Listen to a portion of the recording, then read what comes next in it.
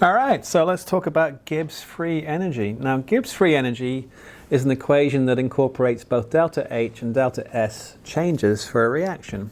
Remember that, hey, if delta H is minus, reactions generally work, don't they? Okay, delta H is minus, more stable products and reactants, 99% of reactions are exothermic. Okay. However, delta S, remember delta S really has to be positive like we saw in those simple examples, okay? Because I've increased the amount of disorder. So ideally this has to be negative and this has to be positive. But what happens if one is plus and one is minus? Well, then we kind of have to look at them in more detail.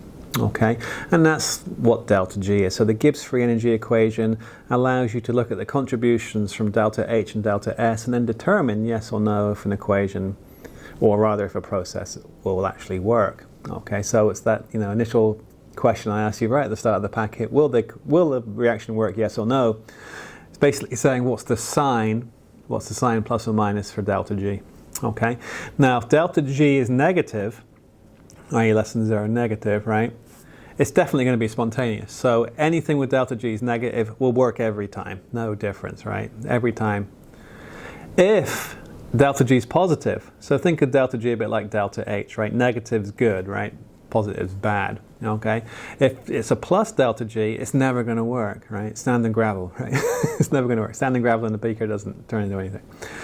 If delta G is 0, and this is important later on when we kind of talk about like electrochemistry, right? If delta G is 0, it's actually at equilibrium. It's not going one way or another. It's in equilibrium, so that's an interesting effect there.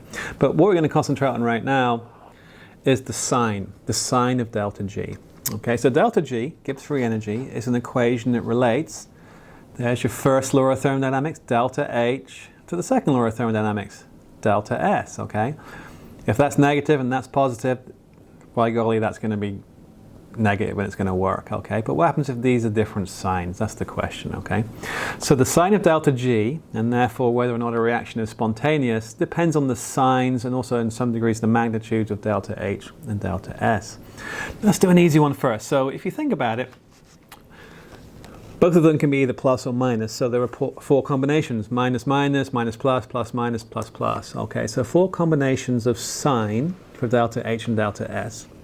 And if we think about it, we can just, thinking about the sign, we can figure out if it's going to be spontaneous, yes or no. Now the easiest one is here, right? So let's do this one first, okay?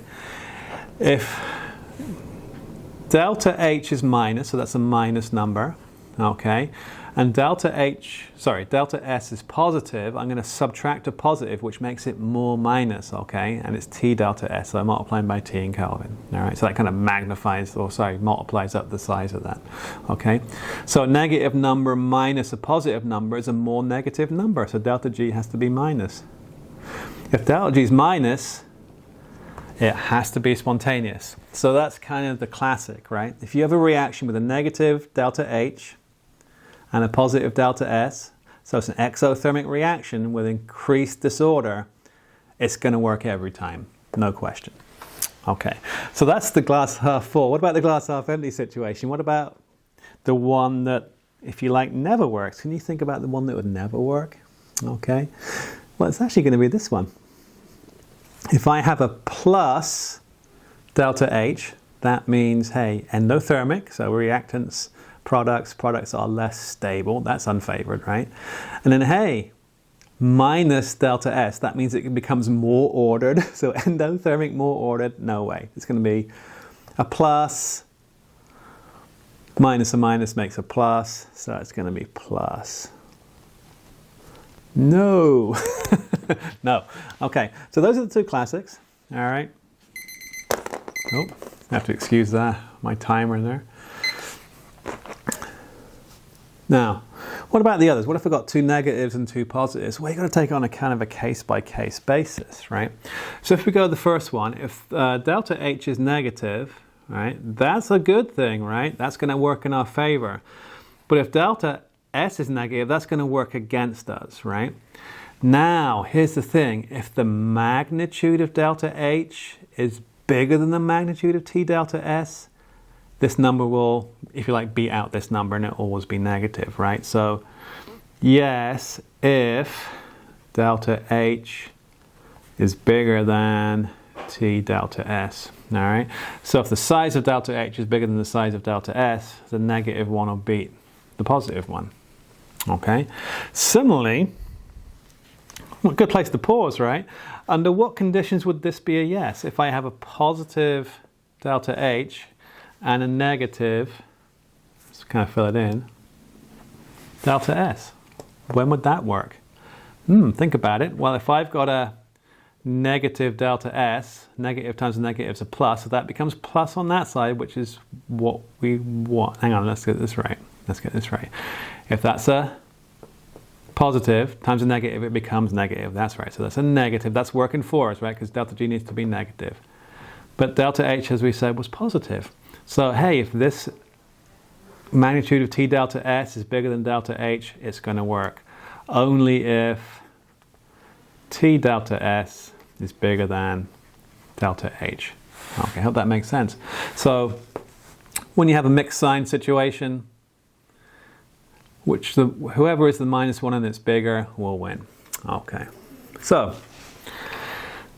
if you go back and think about your Hess's law, okay, delta H, delta S, and delta G are all state functions, okay? So Hess's law of heat summation, you can add delta H's, you can add delta S's, you can add delta G's, okay? So you can remind yourself of that from 101. We'll do a few examples in a moment, okay? So, but bottom line is we can do the same old math, right? So let's take this example. Let's take this example. This is a classic example, all right? Okay, so it's a historic example too. If you're, familiar with westward expansion and the railroads and things like that, why is Chicago such a big city? Because it's a rail hub, right? Okay, so back in the day, Chicago was a big rail hub. You can still go downtown and see the old rail yards, okay? And they expanded, a network across the US from here. Okay, east and west, all right?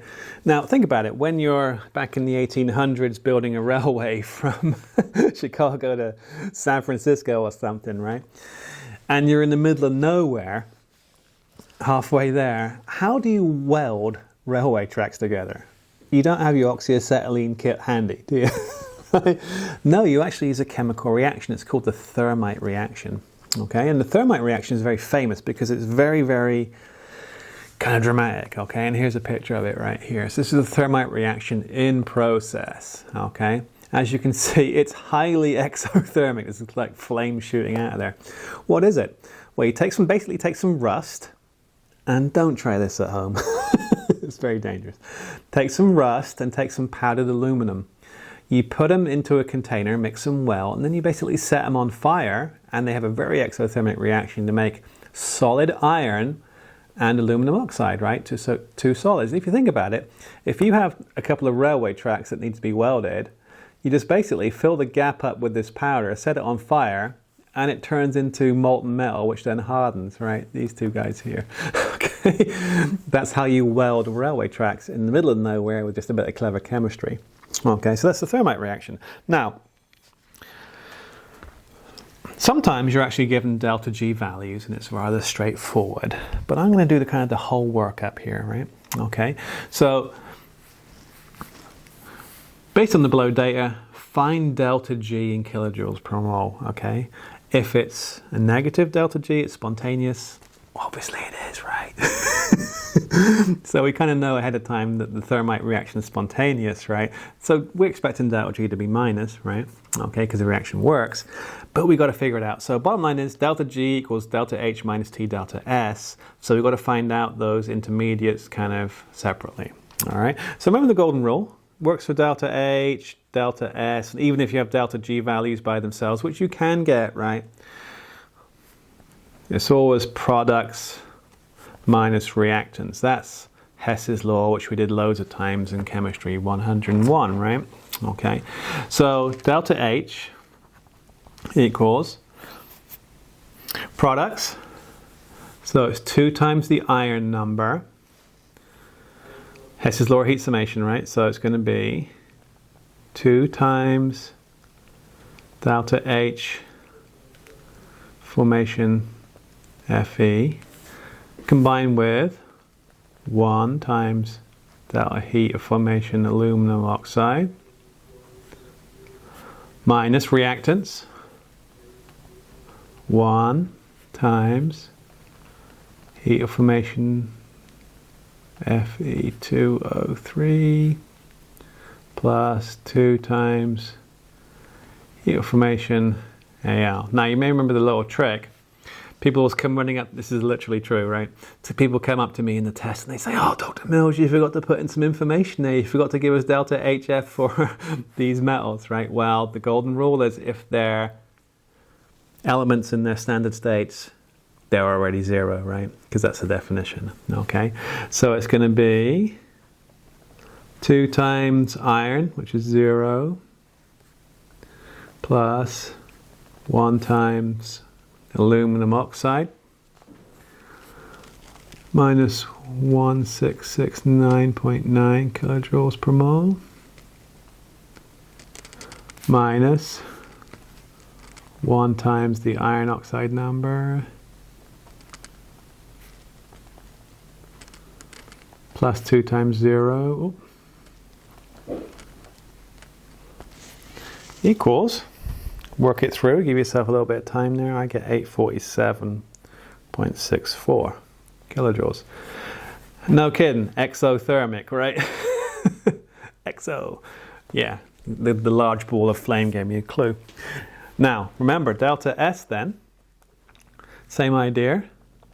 Products minus reactants. Now everything with S has a value and it's always going to be positive, even if it's an element, right? Okay, so it's going to be products, same as up here, but with S's, right? 2 times delta, 2 times just S, because it has an inherent value, 2 times S of Fe, plus 1 times S of Fe2O4, sorry, aluminum oxide, Al2O3, minus, products minus reactants, 1 times S of Fe2O3, plus 2 times aluminum, S aluminum. All right, which equals 2 times Fe, it's all plus numbers, remember, and then joules per mole, not kilojoules, right? Plus 1 times aluminum, 51, minus 1 times 89.96, plus 2 times aluminum, which is 25. Okay, work that out. You should get negative 35.3 joules per mole per Kelvin. What?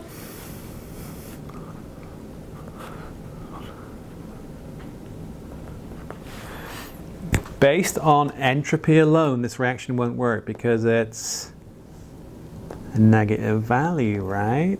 Okay, but it does work. It does work because we've got to factor in delta G. All right, so delta G, oh, I've moved it up, I apologize. I'm off the bottom of the page there. Got a bit carried away. Okay, there it is, okay.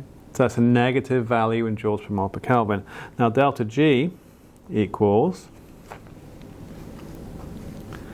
delta H minus T delta S, which equals delta H minus 847.64 kilojoules per mole. Now be careful, minus T, it says 298, right, 25 degrees, see?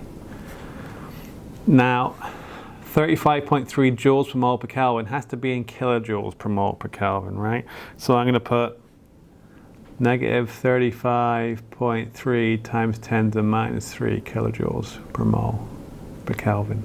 Okay, and the answer is minus 837 kilojoules per mole.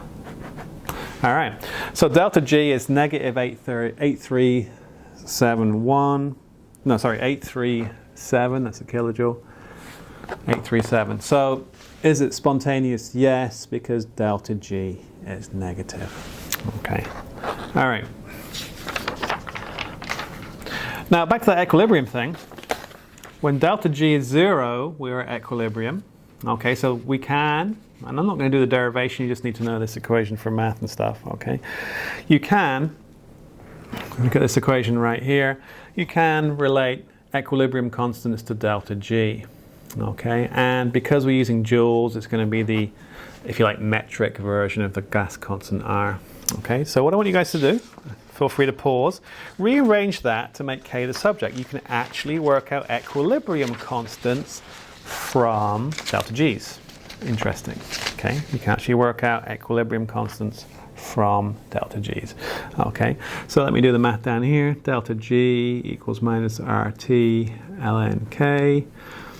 So minus delta G over RT equals ln K. E to both sides. K equals E to the minus delta G over RT. All right. So you can just throw in your delta G's, RT's to find K. All right. So let's look at this. It says group activity. All right. It says group activity. Try this one. Okay. Try this one. Think about a plan, and then I'll just follow through and do it with you. Okay. So give it a valid go, and then I'll press pause and come back. Okay. So plan. Find delta G. Find K. Right. So in the back of the book. And I'll just go to the back of the book. As I mentioned, like the last example, you can work out delta G's from delta H's and delta S's, or, lucky for us, you can look in the back and find delta G's already calculated, okay? As we can see, delta G's for elements are 0, just like heats of formation, okay? All right, so we can look at the numbers. Okay, we can look at the numbers. So delta G equals delta G formation products, just like a delta H reactants. Okay, so if I look at my equation, delta G for this reaction is products 2 times delta G formation NH3 minus 1 times delta G N2 plus 3 times delta G H2. Now both of those are elemental, so they're 0. Look in the back of the book.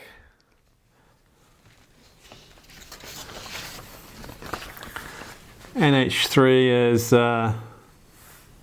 minus 16.4 minus 2 times minus 16.4 kilojoules per mole equals 33.3, more or less, kilojoules per mole.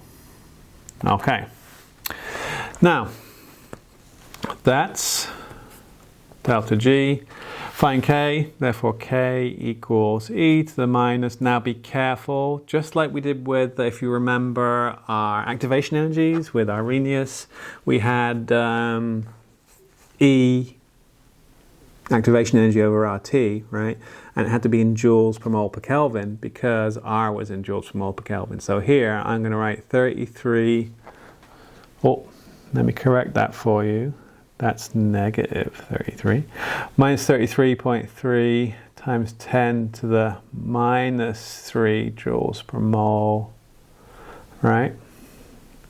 Over 8.31 joules per mole per Kelvin times 298 Kelvin. And you should get some number of, something in the region of 5.6 times 10 to the 5 or somewhere in there. Okay. All right. So let's just plug and chug. All right, now, last one.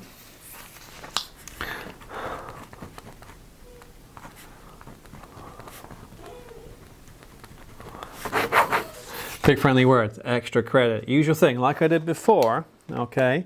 Work this one out, okay? Work this one out. Take a picture with your phone and send it me for a couple of points of extra credit, okay? All right, stop there. Again, questions, etc. in the discussion.